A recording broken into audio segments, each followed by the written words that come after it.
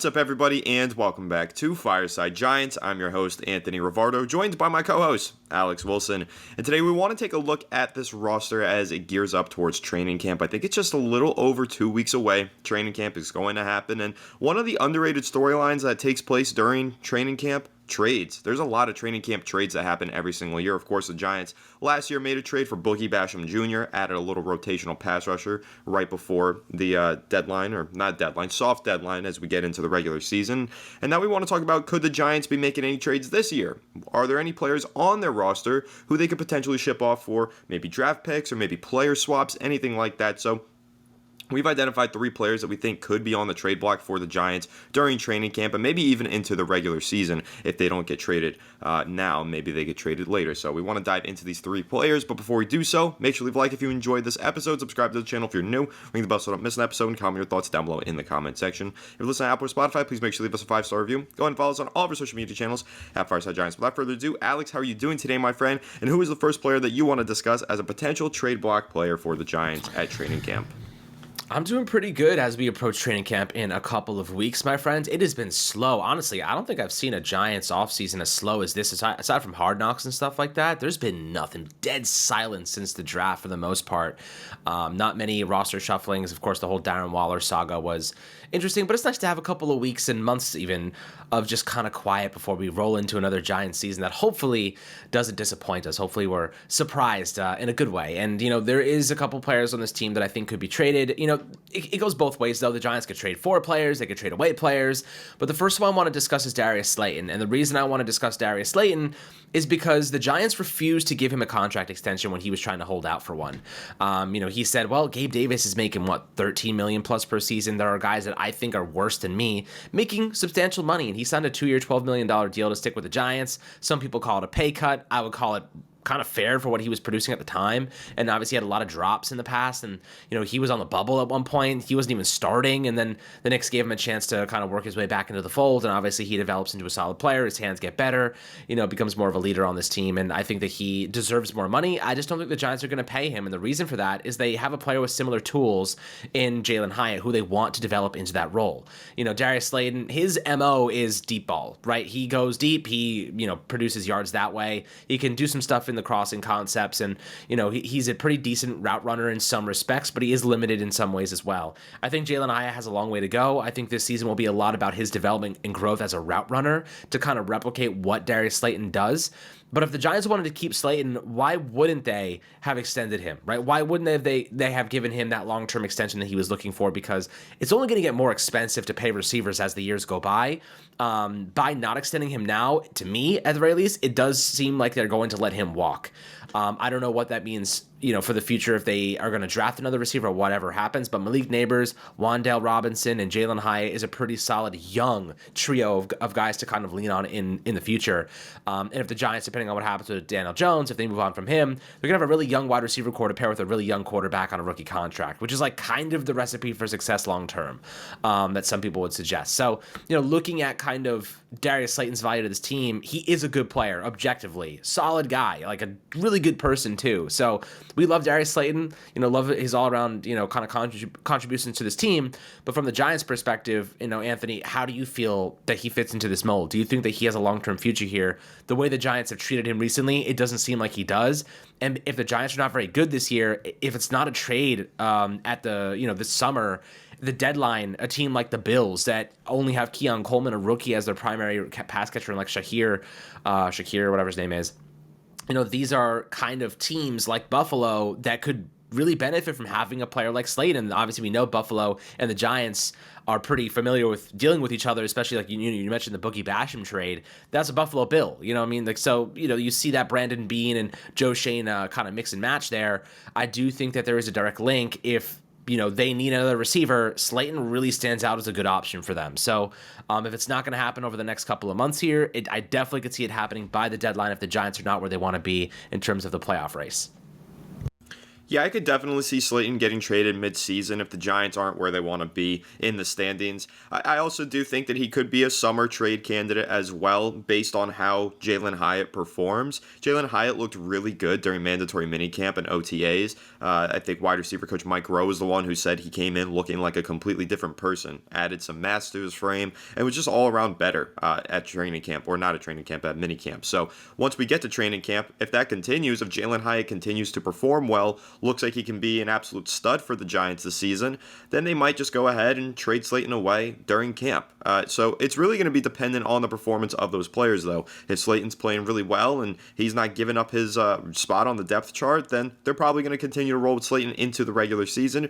But again, if Jalen Hyatt is playing well, he's really putting up a lot of touchdowns in preseason and maybe making some waves against some of the matchups that they have in the preseason, then maybe Hyatt just gets the starting job and they do trade Darius Slayton ahead of the regular season. Trading Slayton not only shows confidence in Hyatt, but also just gives him an opportunity, gives Hyatt a greater opportunity. And sometimes these players just need more opportunities, just more playing time for Jalen Hyatt could be all he needs to have his breakout. Obviously, it'll be dependent on many other factors, including the offensive line and the quarterback situation, of course. But if Jalen Hyatt can get more playing time on the field, maybe he makes the most of it. Maybe he turns into a really solid receiver for the Giants. But like you said, it could be a deadline thing, sometime midway through the season. If Slayton, I don't think he has a long-term future here. His contract is expiring. He doesn't seem to be thrilled with the way that the Giants treated his contract this offseason, and I don't think that the Giants view him as this long-term piece the same way that they do Jalen Hyatt. So I think that if Hyatt's playing well during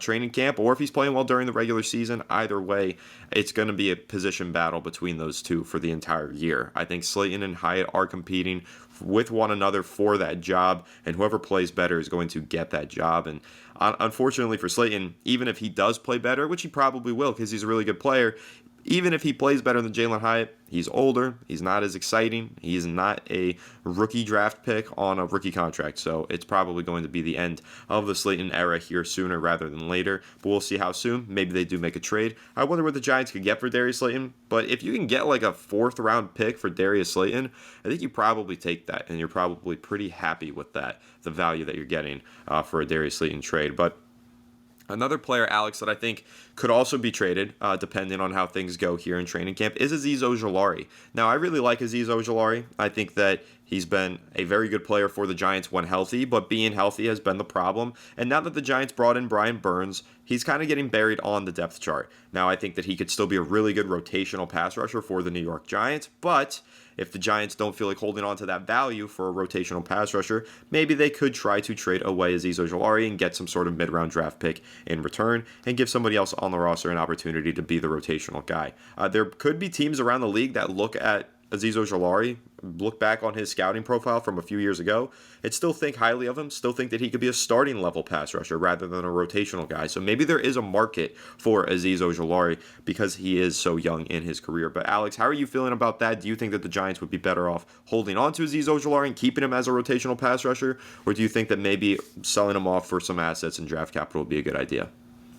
I mean, this is another kind of, I think, a more trade deadline kind of move for the Giants. Going into his 4th season, you look at Azeez Ojulari, he's getting to the final year of his rookie contract, right? So when you actually think about what his value is right now to this team, it is as a rotational pass rusher. The Giants just went out and paid Brian Burns, acquired him from the Panthers. He is obviously the pairing with Kayvon Thibodeau. This is the primary 2 pass rushers now. However, having a strong rotation is essential. You kind of look at, what the Jets had last year in their pass rush. You want to have these guys that can help offset maybe a loss if there's an injury, inconsistency, maybe just fatigue is building up. You want to have a guy like Azeez Ojulari that can come in on 3rd downs and is just a pure pass rusher. Like the guy can just step in and make an impact immediately. And the thing about Azeez Ojulari is that he cannot be trusted to be a primary starter. The reason for that is he's injury prone, right? So you really want him in that rotational role. If the Giants, they have no reason to move him during training camp, in my opinion, just because they kind of need him. Behind him, you have like guys like Boogie Basham. They let Jihad Ward go. Like I just think Azeez is valuable to this team in a rotational reserve role at the moment. But if they don't think they're going to re-sign him, and I think the Giants probably draft a pass rusher in like the 2nd round. Like next year, I think that's probably a place where they may look to add some support. especially developmental kind of asset there. I do think, given they don't trade picks away or anything of that nature, but I do think, this is probably Ojulari's last season here. Another candidate, just like Slayton, to be traded away for draft capital. Now, what are you going to get from Azeez Ojulari? It's not going to be that much. He's not a starter. He is really a rotational guy. Maybe he's a starter for some teams, but you're probably not a championship contending team with Ojulari as a primary guy. Really more so a rotational guy. Maybe you're just lacking some depth. So right now, maybe you're going to get, I don't know, on a good day, a 4th round pick for him. Maybe I'm optimistic. Maybe it's, what do you think about that? Do you think a 4th round pick is fair value for Ojulari? Do you think we can get more than that? As a former second-round pick, a few years removed from being drafted, I mean, yeah, probably somewhere in the 4th, 5th round is probably the draft pick that you're getting in return for him, which is fine value, I think. I mean, especially comparatively, we just kind of pitch similar value for Darius Slayton. Slayton is a 3-time 750-plus yard receiver, and you're talking about also Azeez Ojulari maybe having the same value as a guy who's been a rotational player. So I think there is a big difference in the quality of player there, but still getting similar value based on age and former draft positioning. So I think that that's fine value. I would prefer to hold on to Azeez Ojulari, though. I've seen articles and kind of news stories online where people are pitching the idea of trading away Azeez Ojulari, saying that he doesn't really have a fit on this team now that they brought in Brian Burns, but I disagree. I think the line of thinking that you had there, Alex, is perfect. This is a player who's been really good when he's on the field, but has been on the field too much, causing him to get injured. If he's on the field less when he's on the field, will be more valuable now. Those snaps that he's playing are now more valuable. He can be more productive in smaller quantities, and I think that's really good for an injury-prone player to be able to play less but still play an important role like a rotational pass rusher. The Giants, the good Giants teams that we've seen in our lifetimes, the Super Bowl winning Giants teams, they didn't just have 2, 3 great pass rushers. They had like 4, 5, 6 on some of those teams. They had rotational guys, deep pass rushing cores, and the Giants need to get back to that. So trading away Azeez Ojulari, sure, he's not a starter on this team, even though he used to be. Maybe you move off of him and you bring in an asset, but why? I think that you should have a full stable of pass rushers, always rotating in and out, keeping those legs fresh and keeping those opponents tired. So I think that Azeez Ojulari, while it's an interesting idea that people have thrown out there, I wouldn't trade him. I'm still high on him. I still think he's a great player. And like having him as your 3rd pass rusher on the edge, that's a great idea. Like that is a really, really good problem to have. So I'm happy keeping Azeez Ojulari. But Alex, one other player who's on the roster bubble that maybe could get cut or maybe get traded kind of similarly to Boogie Basham when the Giants acquired him. That was a roster bubble player that the Giants didn't want to let go to the waiver wire because they didn't think they would get him. So they traded away a draft pick for him and they brought him in a former 2nd round pick in return. So now I'm thinking the Giants could do the same thing, but on the other end, maybe they trade away one of their players rather than cutting him to another team. Darnay Holmes has been kind of sticking with this team for the last several years, just barely. He's been holding on by a thread, it feels like, year in and year out. And I wonder if he could be a player who gets traded during training camp rather than cut and waived at the end of the preseason. Now, I will say, I think Darnay Holmes playing multiple positions at minicamp indicates that he's probably playing for his job. He's always been a slot cornerback in the NFL, but he was playing outside cornerback during minicamp and OTAs. Maybe that's because he's trying to prove to the team that he deserves a roster spot somewhere on the roster. So I think that's an interesting kind of idea to float out there, Alex. But what are you thinking about Darnay Holmes as he enters pretty much another year on the roster bubble? I mean, somehow Darnay is surviving. I don't know how, but the guy is somehow sticking around in this roster, and the truth is because the Giants have a pretty weak secondary. Darnay's a good dude, like genuinely good dude. They're testing him out on the boundary again. That's where he played at college, never really panned out the nickel spot. And look, we saw what happens to players who really shouldn't be playing nickel. Look at Adoree Jackson last season. Put him in the slot position, guy got absolutely cooked. Why? Because you have to be very, very like kind of predictive in how you're going to go about covering these guys, but also you're going through traffic. You have to navigate around, linebackers in your way and other receivers on crossing concepts and really fast, route runners that are, trying to create separation in the shorter portions of the field. Adoree Jackson was not really meant for that. And I think that Darnay, while he is a little bit smaller, a little bit quicker, just doesn't have that agility. I actually like him more on the boundary. I think he's physical. I think he's a competitor. I want to see how he fares there. But at this point in time, he's on his last leg. I think this Giants team could use more experience. And they went and got Trey Herndon from the Jags. And, obviously that's just a depth veteran, kind of a minimum contract to help offer some depth at slot and on the boundary. Darnay in training camp, he's going to have to really show out. He's going to have to show value on the outside. And if he doesn't, the slot has a couple of competitors. You have Herndon, you have Andrew Phillips, who we just drafted, even Cordell Flott. Maybe they go, test him inside and out. I think he's better suited on the outside personally. I think that's where the Giants plan to use him. But Darnay, another team whose maybe injuries happen, somebody loses, a job, or they go down and they need some depth, and Darnay has experience. I think he got a little bit of interest from other teams in free agency, but decided he wanted to stay with the Giants. So, that's kind of where you'd be looking to offload him. I think he is much more likely to be a training camp trade. This is the type of guy that, he's going to get interest if they cut him. So you might as well trade him for a 7th round pick. You know what I mean? You're just stacking late round draft capital for a player like this. Because you never know. How many times have we seen players pan out as late round draft picks, and it's very, very rare. But, if you're going to take a shot, you might as well have a shot to take.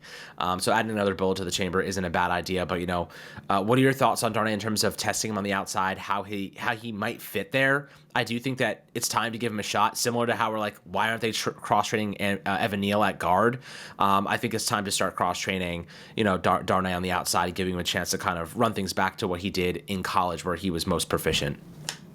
Yeah, I agree with you. And like I said, I think that the kind of moments where he was competing on the outside during minicamp and OTAs indicated to me that he's fighting for his job. The Giants are trying to give him an opportunity to play wherever and anywhere just to see if he can once again stick on this roster somehow, some way, which he always seems to do. But Darnay really, in my opinion, always should have been playing on the outside.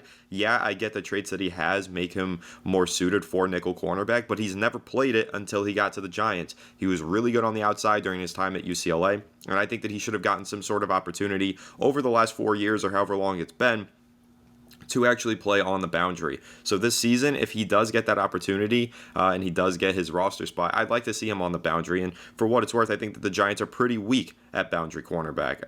CB2 is a topic of discussion that we've had many times on this channel throughout the offseason, Alex. We don't know who's going to be starting there. We think it's going to be Cordell Flott. How confident are we in Cordell Flott is a big question.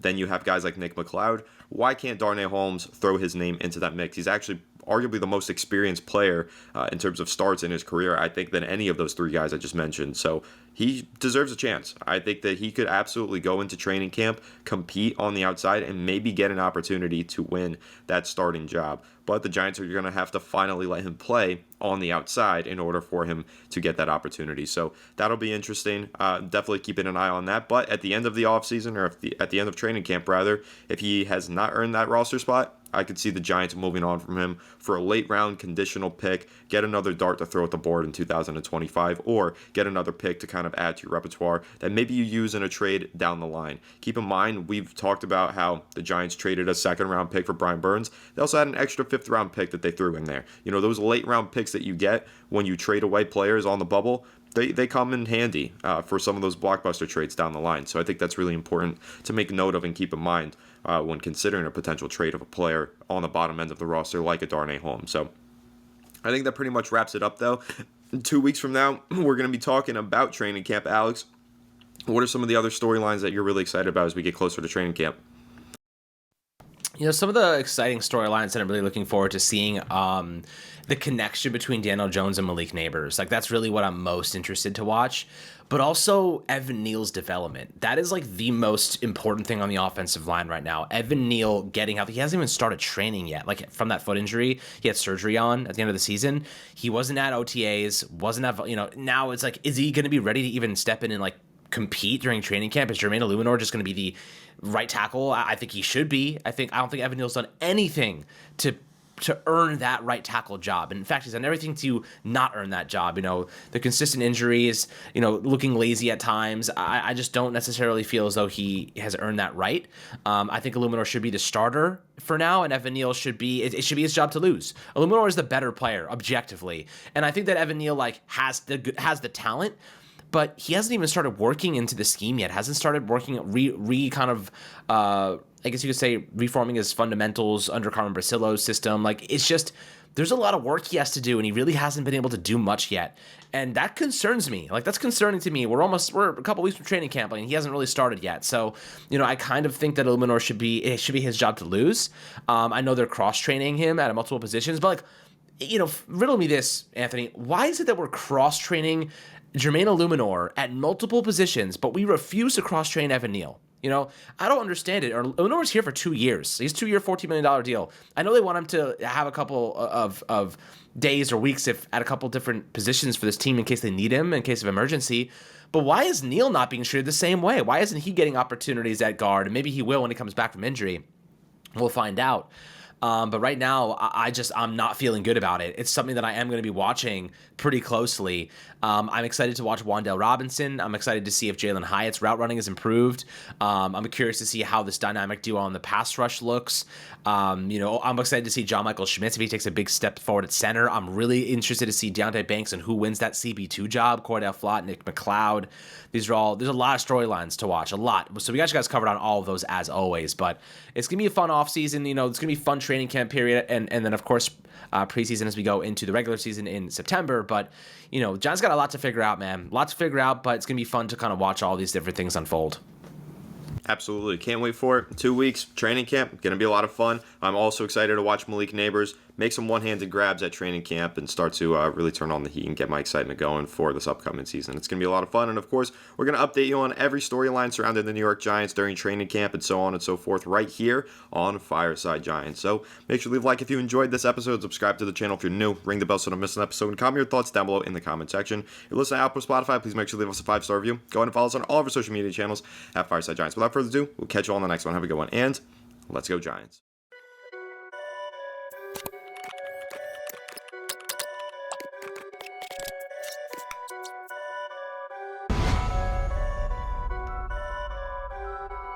Perfect.